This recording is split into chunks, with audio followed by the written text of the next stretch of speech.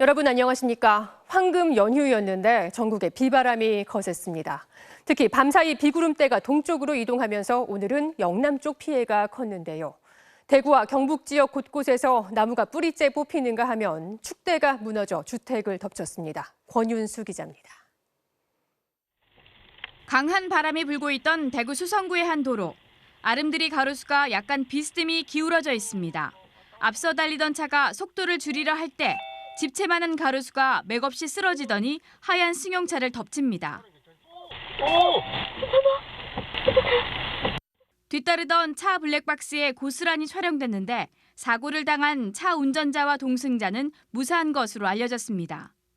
대구 달서구의 파오동의 한 아파트에서는 단지 안에 심어진 나무가 쓰러져 아파트 단지 방음벽을 덮쳤습니다. 대구 경북에는 어제부터 오늘까지 곳에 따라 100mm가 넘는 많은 비가 내렸습니다. 지반이 약해진 상황에서 강한 바람까지 불어 나무 쓰러짐 신고가 수십 건 접수됐습니다. 오늘 새벽 경북 영주에서는 축대가 무너지면서 흙더미가 가정집으로 밀려왔는데 다행히 인명피해는 없었습니다. 대구 지산동 다가구 주택에서는 배수구가 막혀 주민이 큰 불편을 겪었고 청도군 풍광면에서는 하수가 역류해 한때 도로가 침수됐습니다.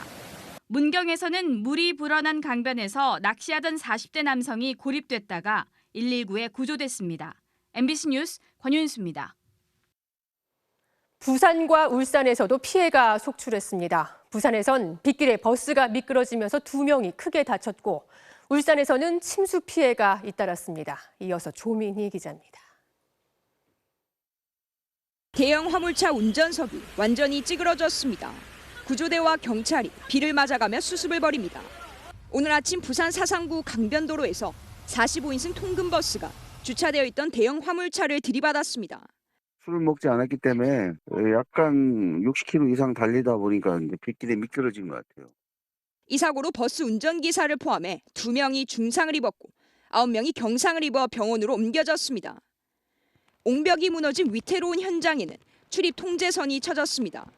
휘어진 펜스는 떨어지지 않을 정도로만 힘없는 비닐줄로 감아놨습니다.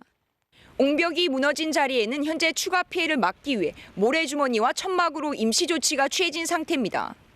경사가 짙고 폐 자재로 담을 쌓아놨잖아요. 안전에 위협이 될 것 같은 생각은 우리끼리도 늘 얘기를 하던 상황이었어요. 울산 울주군 청량천을 따라 조성된 파크 골프장은 물에 잠겼습니다. 홀 깃발도 벤치도 절반만 보입니다. 비도 많이 왔지만 한 건설사가 교량 공사를 하면서 설치한 펜스 때문에 피해가 발생했다는 지적입니다. 다리 공사로 인해서 펜스를 다 치내가지고 물이 흐름을 막았기 때문에 잘 안 빠진 것 같아요. 이번 비로 부산, 울산 지역에서도 경사지가 무너져 내리고 침수가 되는 등 100건에 달하는 피해가 접수됐습니다. MBC 뉴스 조민입니다. 보신 것처럼 곳곳에서 크고 작은 피해가 잇따랐지만 이번 비가 너무나 반가운 이들도 있습니다.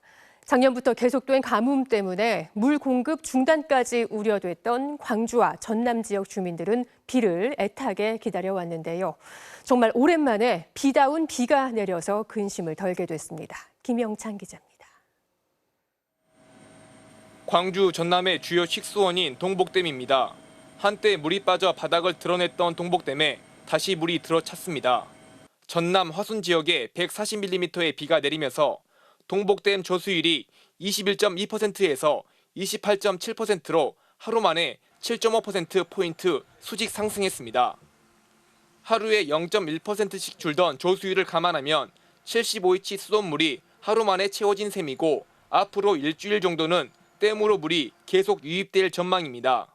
이번에 내린 비로 동복댐 조수율은 30%를 넘길 것으로 예상돼 올해 제한급수 위기에서 벗어났습니다. 그동안 메말라 있던 농가 밭도 오랜만에 단비에 초록빛을 띠며 생기가 돌기 시작했고 농민들도 바빠지기 시작했습니다. 비 오기 전에 안 자랐죠. 작물이 안 자라. 비가 안 오면 물을 줘도 안 커요. 그러니까 비를 맞아야지 이거 많이 자라. 특히 물이 많이 필요한 모내기철을 앞두고 이번 비는 농민들에게 더없이 반가웠습니다. 이번 비에 참 우리 농민들 마음은 상당히 흐뭇합니다. 올 여름철 가뭄을 걱정 안 해도 이제는 뭐 심는 데는 전혀 지장이 없어서 새카맣게 타들었던 광주 전남 주민들의 근심도 이번 비가 말끔하게 씻어줬습니다. MBC 뉴스 김영창입니다. 기시다 후미오 일본 총리가 내일 한국을 찾습니다. 윤석열 대통령이 일본을 방문한 지 약 한 달 반 만입니다. 양국 정상회담에서는 안보와 경제 문제뿐 아니라 후쿠시마 오염수 방류 문제도 논의될 예정인데 우리나라가 일본에서 직접 안전성을 검증하는 방안도 협상 테이블에 올라갑니다. 조희영 기자가 취재했습니다. 지난 3월 일본을 찾은 윤석열 대통령이 셔틀 외교 복원을 선언했습니다.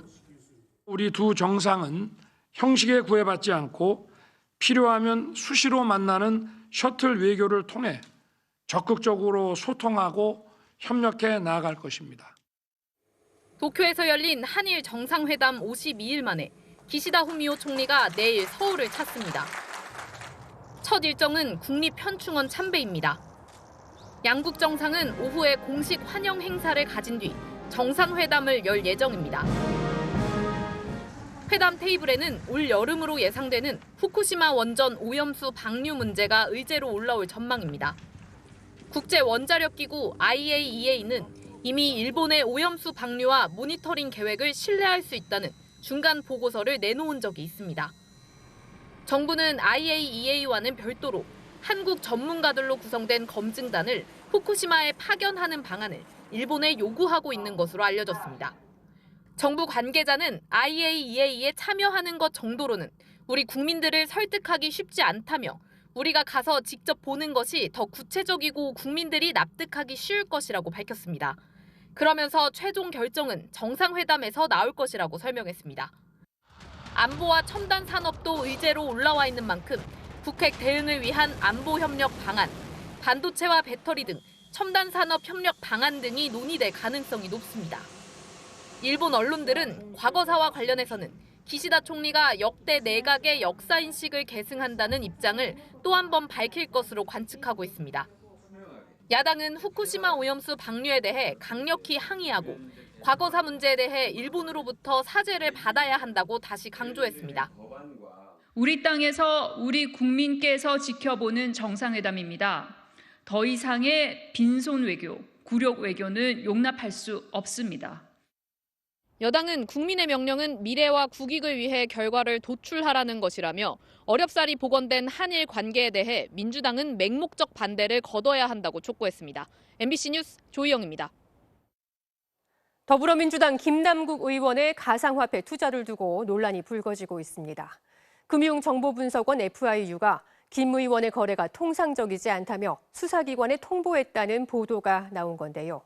김 의원은 아무 문제 없는 투명한 투자였다며 정치 생명과 전 재산을 걸겠다고 반발했습니다. 국민의힘은 이해충돌 문제를 제기했습니다. 이혜리 기자입니다.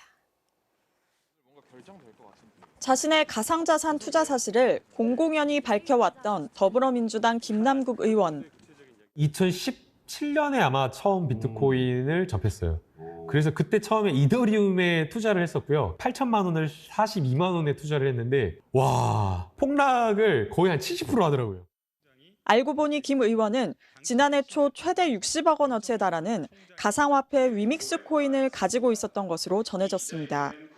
조선일보 등은 김 의원이 가상화폐 실명제 시행 전인 지난해 2월 말부터 3월 초 사이 코인을 전량 인출했고 금융정보분석원 FIU가 이를 이상거래로 분류해 수사기관에 통보했다고 보도했습니다. 검찰이 김 의원의 계좌에 대한 영장을 청구했지만 법원에서 기각됐다는 보도도 나왔습니다. 그러자 김 의원은 SNS에 거래 내역, 자금 출처, 실명 지갑 주소 등을 전부 거래소에 제출했다며 문제가 없는 투명한 거래라는데 정치 생명과 전 재산을 걸겠다고 반발했습니다. 국민의힘 이준석이 가상화폐에 투자해서 돈을 벌면 자랑이고 민주당의 김남국은 문제가 되는 것이냐며 개인의 민감한 금융수사 정보를 흘린 것은 윤석열 라인의 한동훈 검찰 작품이라고 주장했습니다. 이 같은 주장에 한동훈 법무부 장관은 아무런 사실, 논리 근거 없이 국가기관을 폄훼하는 것에 대해 유감스럽게 생각한다고 반박했습니다. 국민의힘은 김 의원이 가상화폐 과세 유예 법안 발의에 참여한 것을 두고 이해 충돌 문제를 제기했습니다. 코인을 보유한 채로 과세 유예 법안을 발의해 이해 충돌을 넘어 국회의원의 입법권도 남용했습니다. 실명제 직전에 코인을 매도해 보유 사실을 감추려고까지 했습니다. 이에 대해 김 의원은 과세 기준을 명확히 하고 규정 등을 마련하는데 시간이 좀 더 필요하다고 봤다고 설명했습니다. MBC 뉴스 이혜리입니다. 이번에는 70년 만에 대관식이 열리고 있는 영국으로 가보겠습니다. 지난해 서거한 엘리자베스 2세 여왕의 자리를 이어받은 찰스 3세 왕의 대관식인데요. 런던 연결해 보겠습니다. 자, 조명아 특파원. 지금 대관식 의식이 거행되고 있다고요. 어떻게 치러지는지 궁금합니다. 네, 대관식은 이곳 런던의 웨스트민스터 사원에서 약 1시간 전쯤부터 시작되는데요. 참석자들이 일제히 찰스 국왕 만세를 외치며 국왕의 즉위를 인정하는 것으로 의식이 시작됐습니다. 오늘 대관식에서 찰스 3세는 보석이 444개가 박혀있는 성 에드워드 왕관을 썼습니다. 또 보주와 홀, 검과 같은 군주의 힘을 나타내는 대관식 물품도 전달받았습니다. 대관 의식이 끝나면 고위 왕족들과 귀족들은 왕 앞에 무릎을 꿇고 충성을 맹세하는 것으로 의식을 마무리합니다. 이 모든 절차는 우리 시간으로 저녁 9시쯤 끝나는데요. 이후 찰스 3세와 커밀라 왕비는 황금마차를 타고 버킹엄 궁까지 2.1km 구간을 행진할 예정입니다. 자, 70년 만에 열리는 초대형 이벤트에 영국 전역이 들썩이고 있다는데 현지 분위기 전해주시죠. 네, 제가 여기 현지에 도착했을 때 거리 곳곳에 영국 국기가 걸려 있었고요. 축제 분위기가 물씬 느껴졌습니다. 대관식 행사장 일대에는 며칠 전부터 왕실 팬들이 몰려들기도 했는데요. 그중 한 분의 얘기를 들어보겠습니다. When the Queen passed away, I felt as though I'd lost my grandmother. And this is a new era. We've got a new king and it's just something so to look forward to. It's fabulous. Fantastic. 영국은 오늘부터 사흘간 황금 연휴인데요. 내일 저녁에는 화이트홀 궁전에서 대관식을 축하하는 대형 콘서트가 열리고 모레도 국가 임시공휴일로 지정됐습니다. 하지만 군주제 반대 움직임 역시 거셉니다. 조금 전에는 찰스 3세의 영국 국왕의 대관식을 앞두고 군주제 반대 시민단체의 대표가 경찰에 체포됐다는 소식도 들어왔습니다. 특히 젊은 세대를 중심으로 왕실에 반대하는 세력이 늘어나고 있는데요. 찰스 3세가 이런 여론을 다독이면서 군주제를 지켜낼 수 있을지 앞으로 지켜봐야 할 것 같습니다. 지금까지 런던에서 전해드렸습니다. 오늘 경기도 시흥에서는 외국인 전용 클럽에서 마약을 하던 일당이 경찰에 붙잡혔습니다. 한국인도 포함돼 있었습니다. 변윤재 기자입니다. 화려한 클럽 조명 아래 경찰관들이 곳곳에 서 있습니다. 경찰 앞쪽에는 외국인들이 줄줄이 앉아 있습니다. 모두 마약을 하다 적발된 외국인들입니다. 경찰은 클럽 안에서 마약을 한다는 첩보를 입수하고 급히 단속을 벌였습니다. 클럽 업주를 비롯한 한국인 2명과 베트남인 8명이 간이 시약 검사에서 양성 반응을 보였습니다. 경찰은 현장에서 마약 투약을 방조한 외국인 종업원 3명과 불법 체류자 5명도 추가로 체포하고 마약 판매책을 쫓고 있습니다. 오늘 아침에는 전투기 한 대가 추락했습니다. 주한미군 소속의 F-16 전투기 한 대가 훈련을 하다 이상을 일으킨 건데 조종사는 추락 직전 탈출에 성공했고 추락 장소도 민가에서 멀리 떨어져 있어 다친 사람은 없었습니다. 건물 사이의 난길로 학생들이 우산을 쓰고 줄지어 걸어갑니다. 학생들이 지나간 직후 갑자기 하늘에서 철제 지붕이 길바닥 위로 떨어져 내립니다. 3층 높이에 있던 지붕이 강풍을 견디지 못하고 떨어졌고 근처로 지나가던 초등학생이 종아리에 타박상을 입었습니다. 서울에서도 아파트 옥상에 있던 대형 안테나가 강한 바람에 떨어졌습니다. 안테나가 차 옆쪽으로 떨어져 있었고요. 뒷창은 다 깨져 있던 상태였어요. 처음이라서 좀 많이 당황을 했죠. 주차되어 있던 차량의 뒷창문과 옆문이 부서졌지만 다행히 다친 사람은 없었습니다. MBC 뉴스 변윤재입니다. 대장동 개발 사업 특혜 의혹과 관련해 지금 법원에서 진행 중인 재판이 10건이 넘습니다. 워낙에 재판도 많은데 이 사건 핵심 인물인 유동규 전 성남도시개발공사 본부장과 화천대유 김만배 씨의 진술도 오락가락하거나 엇갈리고 있는데요. 각 사건 재판마다 과연 누구의 말을 믿을 수 있는 건지 신빙성 공방이 치열합니다. 정상빈 기자가 여러 재판 상황을 정리했습니다. 지난 2일 정진상 전 더불어민주당 정무조정실장의 428억 원 약정설 의혹 재판. 정 전 실장 측은 2014년 5천만 원을 건넸다는 유동규 전 성남도시개발공사 본부장의 진술이 오락가락했다고 지적했습니다. CCTV를 피해 아파트 계단으로 올라왔다더니 집 밖에서 만났다고 말을 바꿨다는 겁니다. 거짓말이 들통난 거냐고 몰아세우자 유 씨는 여러 경험이 뒤섞인 것이라며 정진상 씨 이래도 되냐 마음 아프다고 소리치고 울먹였습니다. 고혈압이 지병인 유 씨의 건강 상태 때문에 이날 재판은 그대로 마무리됐습니다.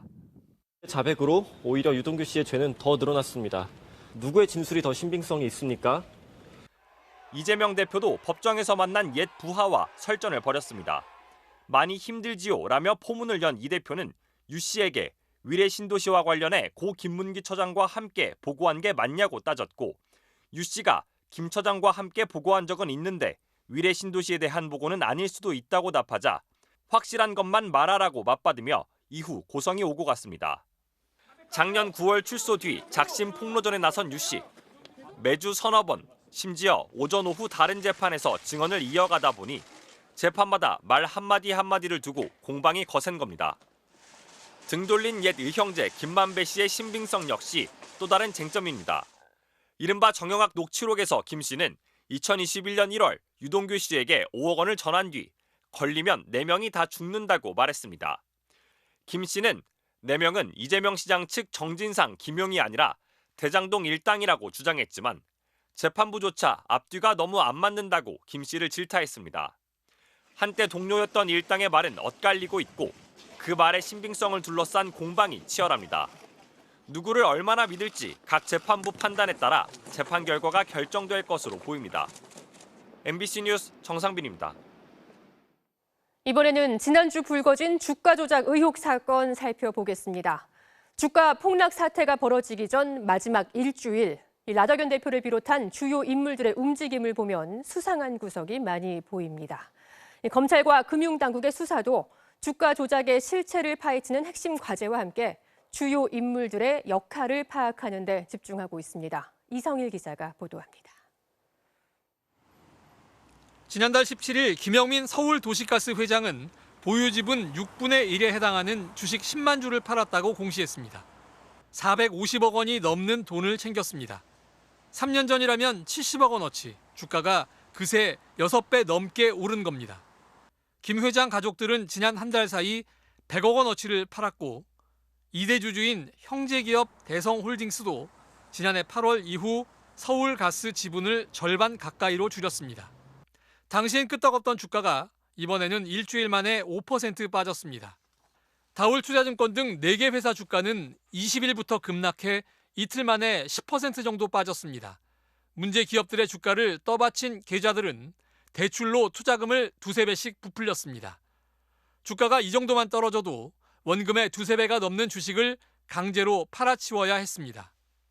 라더견 대표는 그 사이 미국 서부에 있는 고급 골프장의 대표가 됐습니다. 주가 조작 수익을 은닉하기 위한 해외 자산 매입이라는 의혹이 제기됐지만 라 대표는 이를 부인하고 있습니다. 주말을 보낸 다음 주 월요일 아침 라 대표가 관리하던 계좌들이 매물을 쏟아내기 시작했습니다. 강제 매도 탓이었습니다.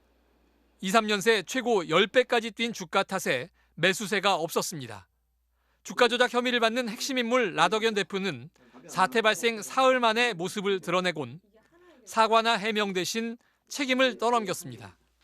예를 들어서 대성홀딩스가 5만 원부터 14만 원까지 가는데 누가 올렸냐면 연기금이 샀어요. 그럼 연기금이 저랑 짜고 쳤습니까? 수사에 들어간 검찰과 금융당국은 주가 조작의 실체를 파헤치는 데 주력하고 있습니다. 주가 조작 대상이 됐던 8개 회사 시가총액은 일주일 만에 8조 원 넘게 사라졌습니다. 라 대표에게 돈을 맡겨 운영했던 계좌 대부분은 투자금보다 더 많은 빚을 지게 됐습니다. MBC 뉴스 이성일입니다.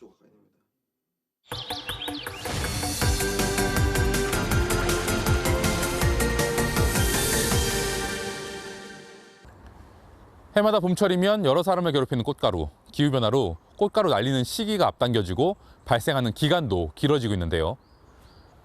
알러지 질환뿐 아니라 코로나19처럼 바이러스에 의해 발생하는 호흡기 질환도 이 꽃가루와 밀접한 관련이 있다고 합니다. 기후변화와 꽃가루, 그리고 바이러스의 상관관계를 취재했습니다. 서울 동작구에 있는 기상청. 작은 입구로 공기를 빨아들여 꽃가루를 포집하는 장비입니다. 염색약을 떨어뜨린 뒤 현미경으로 확인해보니 미세먼지와 곰팡이 균들 사이 보라색으로 물든 꽃가루가 보입니다. 참나무 꽃가루가 2개, 느티나무와 은행나무 꽃가루가 하나씩입니다. 이 세 종류의 꽃가루는 보통 일주일가량의 시차를 두고 날리는데 올해 봄처럼 동시에 날리는 것은 다소 이례적입니다. 수도권의 경우 꽃가루 발생량도 늘었습니다. 참나무 꽃가루의 경우 지난해 4, 5월 2달 동안 3,200개 정도가 확인됐는데 올해는 4월 한 달 동안만 10,000개 넘게 관찰됐습니다. 4배 정도 증가한 겁니다. 올해는 온도도 높았지만 바람이 계속 불고 있었고 그래서 아마도 식물 입장에서는 꽃가루를 비산시키기에 매우 좋은 환경이었다. 20여 년 전과 비교하면 발생 시작일은 앞당겨졌고 발생 기간은 길어졌습니다. 기후변화에 따라 봄철 기온 상승 등의 영향 때문으로 풀이됩니다. 많아진 꽃가루는 우리의 건강을 위협합니다. 꽃가루 알러지 질환이 대표적인데 최근에는 호흡기 질환과도 깊은 관련이 있다는 연구 결과도 나오고 있습니다. 지난 2015년부터 5년간 조사해보니 봄철 꽃가루 발생 시기에 호흡기 질환 환자도 같이 증가한 것으로 나타났습니다. 꽃가루가 많이 날리고 난 한 4, 5일 정도 지난 이후에 그 호흡기 바이러스 감염이 잘 되는 것 같다. 역시 바이러스에 의한 호흡기 질환인 코로나19도 2021년 독일 연구에서 꽃가루가 대량 발생한 뒤 감염자가 증가한 것으로 파악됐습니다. 꽃가루가 바이러스를 옮길 수 있다는 건데 실제로 2017년 공개된 또 다른 연구에서는 꽃가루에서 HIV, 즉 인간 면역 결핍 바이러스와 C형 간염 바이러스 등 여러 종류의 바이러스가 확인되기도 했습니다. 바이러스를 함유한 꽃가루가 날아다니다가 우리 몸에 붙었을 때는 우리 몸의 면역성도 떨어짐과 동시에 바이러스가 우리 몸으로 침투하지 않나. 부쩍 늘어난 봄의 불청객 꽃가루. 기후변화가 우리 건강을 직접 위협하고 있다는 또 다른 증거입니다. MBC 뉴스 김민욱입니다. 중국을 관통하는 가장 긴 강인 양쯔강은 오염이 가장 심한 강이기도 합니다. 그러다 보니 이곳에서만 볼 수 있었던 돌고래가 자취를 감추기도 했는데요. 중국 정부가 이 강을 지키기 위해 2년 전부터 양쯔강 보호법을 시행했는데 어떤 변화가 있었는지 이문현 특파원이 다녀왔습니다. 드라마 이상한 변호사 우영우의 한 장면입니다. 돌고래는 주로 바다에 살지만 강물에도 적응해 사는 개체군이 있는데 대표적인 것이 바로 양쯔강 돌고래야. 중국명 바이지툰, 이른바 양쯔강 돌고래는 바다의 판다, 양쯔강의 여신으로 불릴 만큼 중국에서 사랑받던 존재였습니다.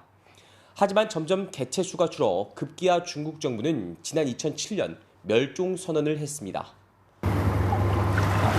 바다처럼 보이는 이곳은 중국에서 어머니의 강으로 불리는 양쯔강입니다. 중국 내륙을 관통하는 6,300km의 이 강을 따라 중국 인구의 40% 이상이 살고 있습니다. 상하이, 난징 등 주요 도시들이 양쯔강을 끼고 있다 보니 각종 쓰레기와 오폐수로 오염은 극에 달했습니다. 결국 중국은 양쯔강 주변에 공장 신규 건설을 제한하고 어업까지 금지시키더니 지난 2021년부터는 이런 내용으로 양쯔강 보호법도 시행 중입니다. 어떻게 변했을까?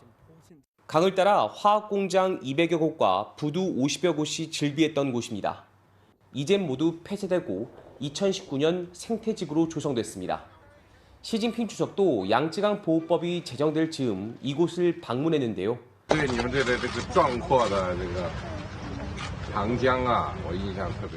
지금은 학생들이 멀리서도 버스를 타고 현장 학습을 올 정도로 명소가 됐습니다.